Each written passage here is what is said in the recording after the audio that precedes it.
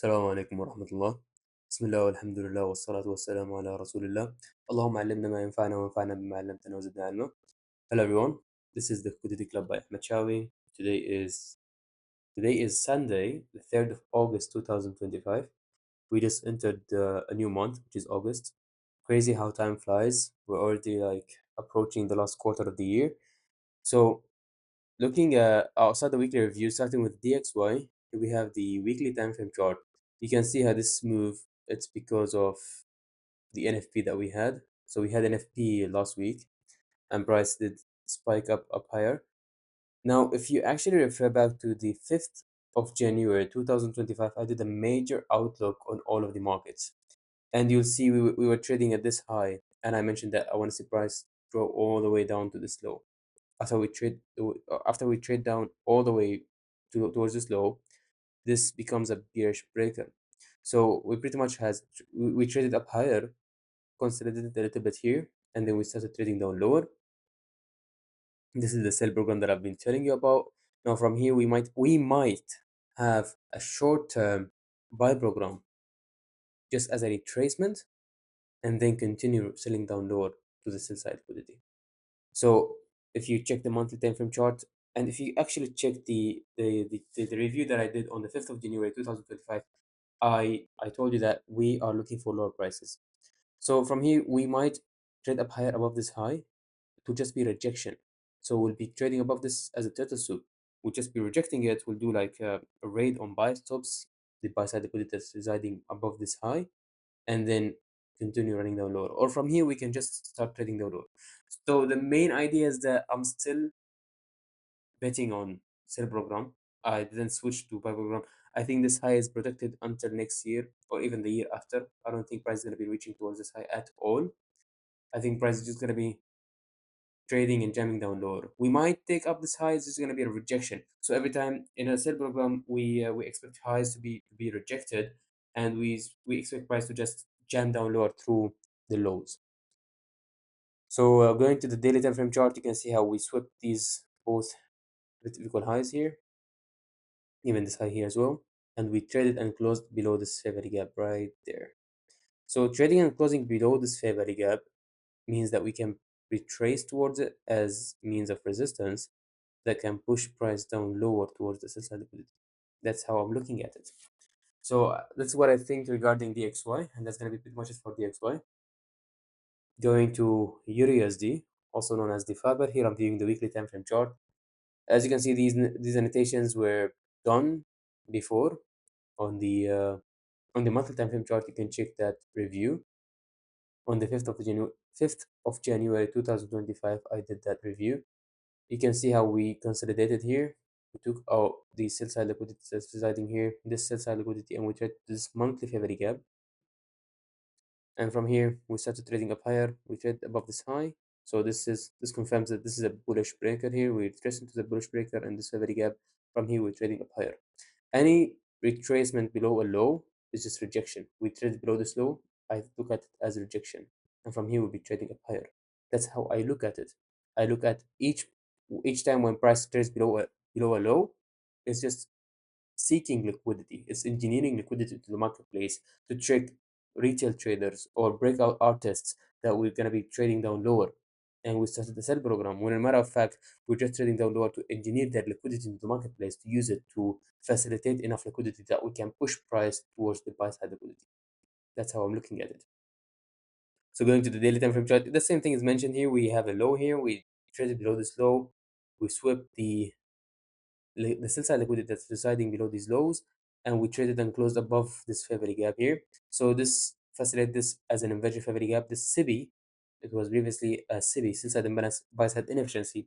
Price has traded above it and closed above it, which can be looked at as an inversion fair value gap. Price can be retracing towards it as means of support, and then can push price up higher towards the buy side liquidity. You can look at it as a springboard.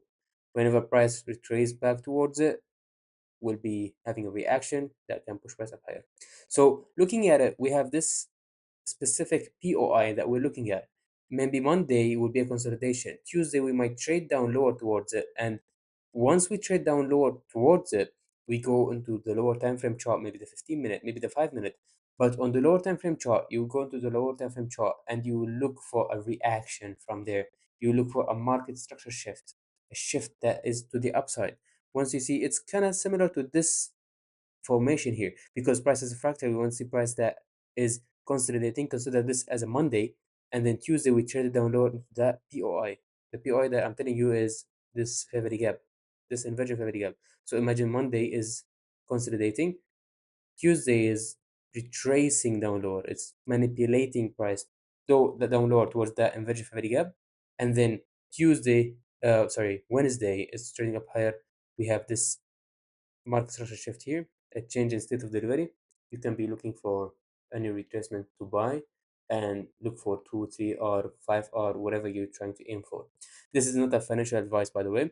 So that's how I'm looking at it in terms of from the daily time frame chart and going into the lower time frame chart. Because price is fractal. Whatever you see on the high time frame chart can be applied on the lower time frame chart and vice versa. So that's going to be pretty much it for EURUSD, or also known as the fiber. Going to pound USD, also known as the cable. Here I'm viewing the weekly time frame chart. As you can see, we have relative equal lows here. Price might jump down low here, jump down low just to take out the relative equal lows here and continuing up higher. So I'm not quite certainly sure about this. Going to the daily time frame chart, you can see we even just traded towards the favorite gap. We didn't even fill it out. We didn't close above it. So price might retrace down lower to take out these relative equal lows here and then continuing up higher. So that's gonna be pretty much it for pound USD, or also known as the cable. Going to ES. Here I'm viewing the continuous contract and I'm viewing the weekly time frame chart. You can see how we have relative equal lows here. We have a favorite gap. I'm looking for a drawn liquidity towards this sell side liquidity here, and we have this favorite gap. Once we trade towards these, I want to preferably see a reaction that can provide me a longs towards this high right there, this buy side liquidity.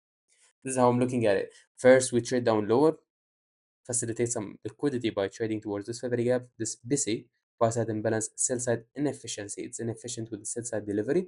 From there, we can look for some reaction here on the daily time frame chart or on the lower time frame chart, such as the 15-minute time frame chart, that can provide us with an entry that we can target this high. Going to the daily time frame chart, you can see we actually traded down lower by a few ticks, but this is still not considered. We can jump down lower below it to trade towards this favorite gap, because I'm looking at this favorite gap. You see, we have traded and we've pretty much traded to the all-time here at the 6,000 roughly 500 level. So I want to see price retrace into the internal range liquidity. We're always trading from external to internal and from internal to external. Internal range liquidity is buy side liquidity and sell side liquidity. But this is external range liquidity is buy side liquidity and sell side liquidity. Internal range liquidity is the inefficiencies and the favorite gaps that is found between the buy side and the sell side liquidity. So we can see this area here of price action. This is internal range liquidity. Even this low is considered an internal range liquidity because it's within the range, but this will be an external range liquidity. So here we're teaching you a little bit about internal and external range liquidities. So this is what I think regarding AS price trading the lower towards this favorite gap, and from there we can see if we can see a reaction here, price might trade a little bit down lower because we have this favorite gap here right there, and we have a bullish order block here as well. So from there we can see price straight up higher towards this high. Going to NQ, here we are viewing the continuous contract and I'm viewing the weekly time frame chart. The same thing is mentioned regarding NQ. We have this favorite gap that I'm looking for price to pretty much draw towards. Going to the daily time frame chart, you can see we have this sell side liquidity right there that's residing just above this favorite gap. I want to see price draws towards it. We have this favorite gap as well, the daily refined favorite gap, and we have a bullish order block here as well. So this is how I'm looking at it regarding the indices, the futures market, NQ and ES. And that's gonna be pretty much it for NQ. Going to gold, here I'm viewing the daily time frame chart. Now we're pretty much in a range here. You can see we have relative equal lows here, we have relative equal highs here. So in a range, you don't want to trade until one side of the marketplace is pretty much just tapped into. So once we tap into the sell side liquidity, for example, we'll be looking for price to trade towards the buy side liquidity. Now, this is just an additional tip. Since we're looking, if I can go back here to DXY, you can see that DXY, we're looking for lower prices, which means if DXY is going to be seeing lower prices, we want to see higher prices on gold. So what I want to see first is price to trade down lower, take out this sell side liquidity here, and then start running up higher towards this typical highs. This is how I'm looking at it. Although we did trade down and we took out these two typical lows here, sell side liquidity, but I would love to see price to trade towards this low. If it couldn't take out these two lows, it's all right. It can just run up towards this buy side liquidity. And if it does take out these two buy side liquidities, I'll be looking for price to trade back towards the other end of the range, which is this sell side liquidity. So this is how I'm looking at it.